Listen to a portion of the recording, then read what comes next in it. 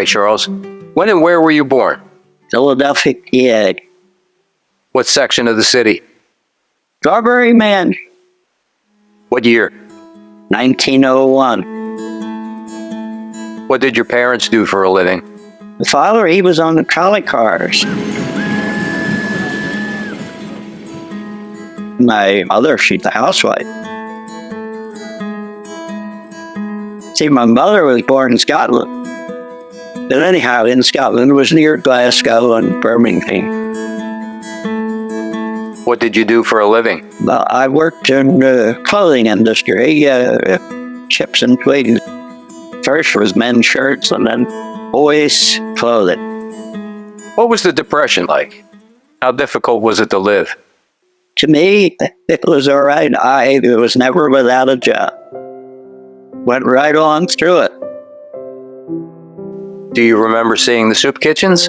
Yeah, I remember seeing pictures of it on the, what's the name, the news, Fox Movie Town News, yeah, that's what they called it.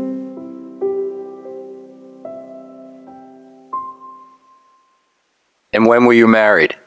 October the 1st, 1927.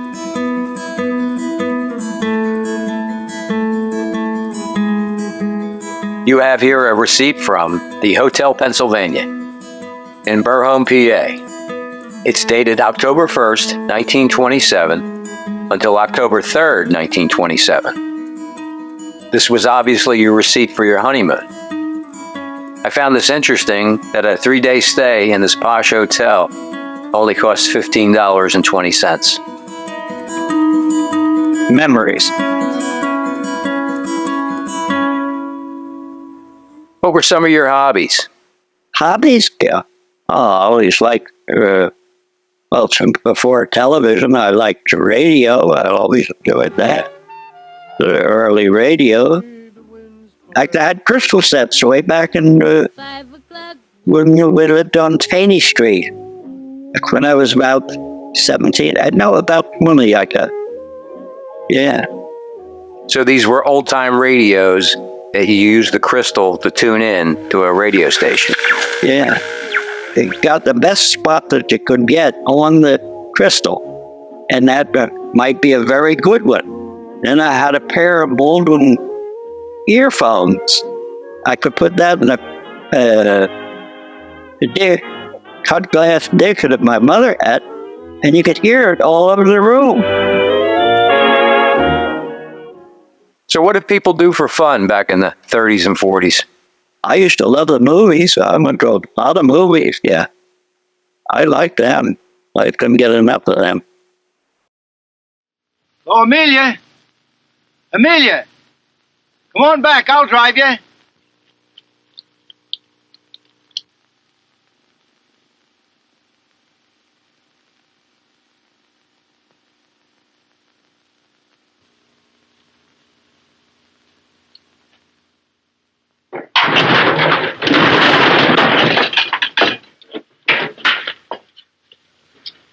That's fine. How about Babe Ruth? Oh, he was the king of SWAT, but I don't think, I wasn't a baseball fan. I've seen him on pictures since and all that, but I can remember going to the Shibe Park at 22nd Lehigh there, 22nd Somerset, and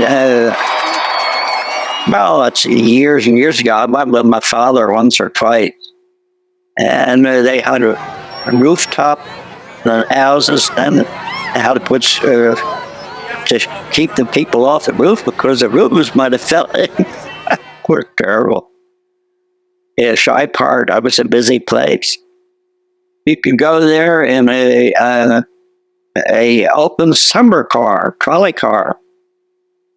A lot of people don't know what they are. What are they? Explain. Well, it's a summer car with seats running. They had a running board, and you could jump on and get off. And in the motorman, no matter how many was on there, not the motorman, but the conductor, you would have to straddle the people that was on the step to get around to collect the fare. That was terrible. I don't see that. Well, of course, I was only a kid.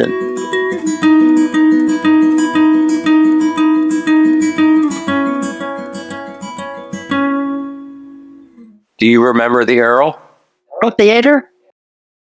Yeah. That was a common. That was not only a movie house, that was a vaudeville house. 11th and Market. Right. Oh, yeah. I remember that. How about the Met? Well, the Metropolitan, I never went to anything there. That was Broad and Poplar. But I never went to anything there. I listened to opera. I wouldn't give you a nickel for all the opera. I don't like us. How about the Blue Note? The who? The Blue Note Dance Club? Well, I've heard of it, but I was never there. I never went dancing myself, although my wife did. She was a dancer. She loved it. But she never got to any dances after we got married.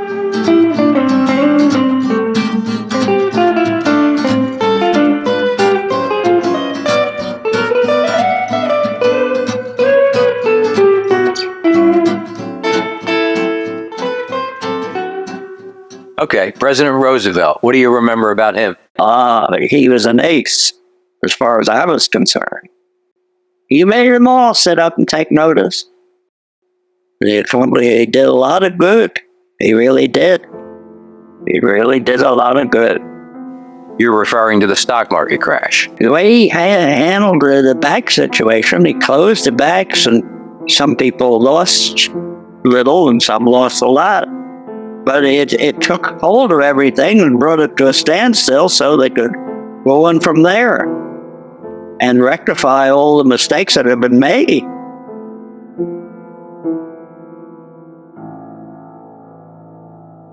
A lot of people don't trust politicians today. That's it, because they're naive. Now, a lot of them are greedy.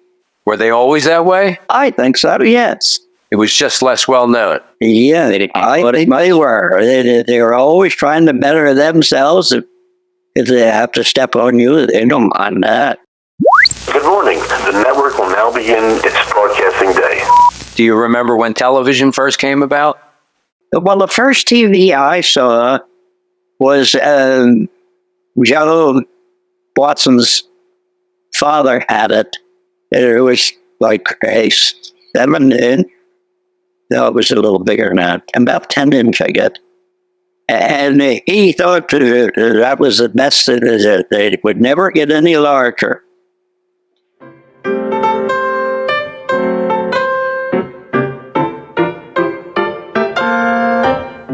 What were some of your favorite shows on TV?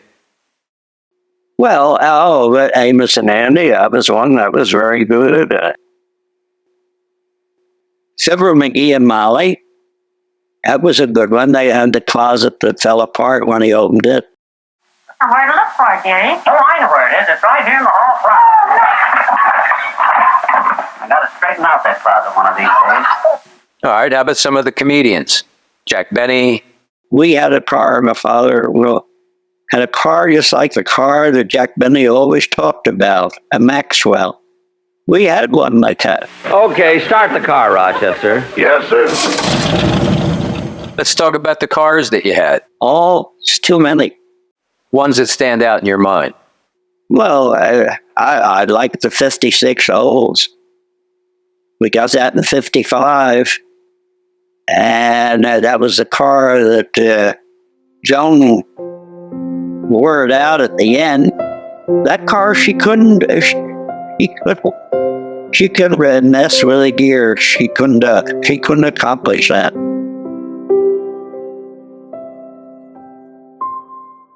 What's your thoughts on the treatment of senior citizens today? Well, there's always room for improvement. But there's one, I think his name is James Russo, and he joined that, and the senior was $10, and he was going to help better the condition. But he was always asking for more money. What do you remember about World War II? Well, I can remember we lived on Thompson Street then, and that was the year that your mother was born. And right after she was born, It started in World War II, and that was December 7th, 1941. Yeah, and then they had guards supposed to be keep people off the streets. We had black curtains and all that, buy extra curtains because the airplane. It was a picnic. And I went to my front door and they'd tell you to get inside. You couldn't be outside. It was ridiculous. But in their, they had powers that they shouldn't have had. I don't see that at all. You couldn't argue with them. These were military men? They weren't actually soldiers, no. How about you pick a year and give me an idea how much prices were back then? How much milk was per gallon, how much gasoline was, or a bus ride? Oh, that's a thing I can remember. When you wanted to get into Jersey, you had to ride the ferry. You get over into Jersey and then get a trolley car there. You used to go to Clementon Park, which is down, and you got a certain trolley car there, rode to and as long as you were paying that fare that way, or even going the train to Atlantic City, $1. And your fare on the ferry was free. You could buy the ticket on this side or over in Jersey. It was either way. Yeah, I can remember that. And your thoughts on the economy today? It must be a harder existence today with the way prices are and everything. And I don't know how a young couple starting out could go and pay the rents and all that they're asking. I don't know how they can do it. But I'm not doing it. No, it's very, when you stop, try to think back, you were just happy that you had the money to pay. Just made the best of life.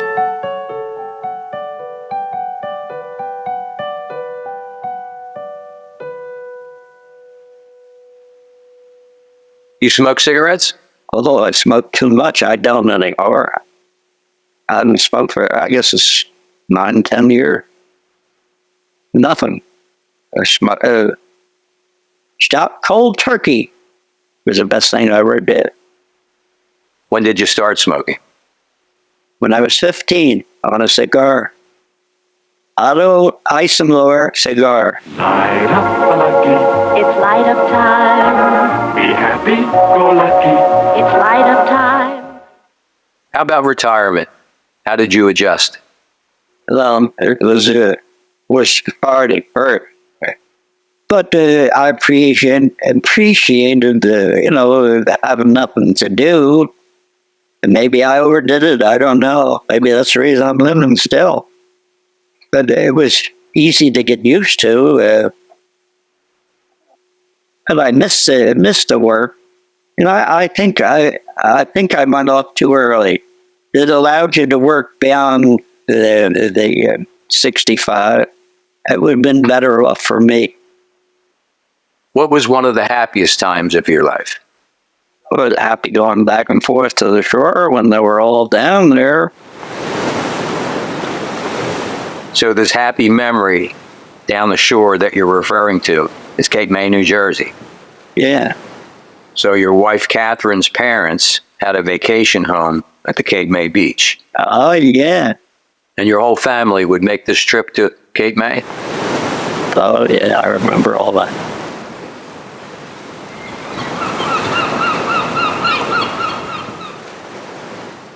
So what has life taught you not to do?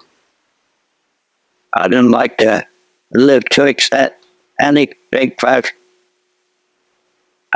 And I don't get mixed or see people or hobnob with people that drink. I don't like that at all. Or even that would be taking dope or any of that stuff. I don't agree with that at all.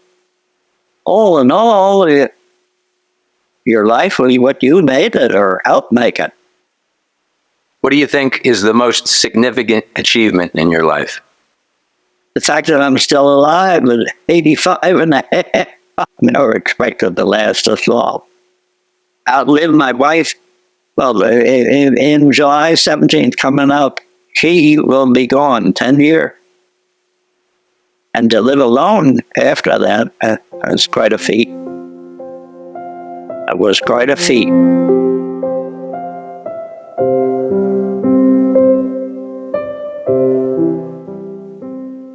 If you could do one thing over again, what would it be? What to say?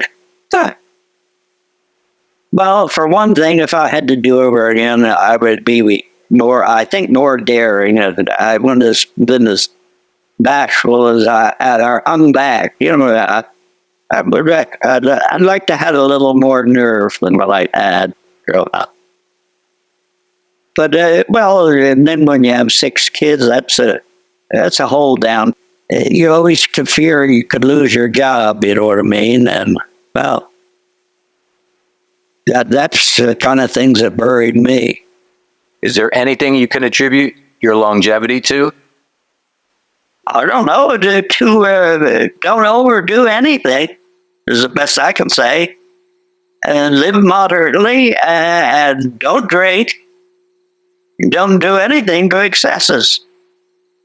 That's the best way to accomplish it.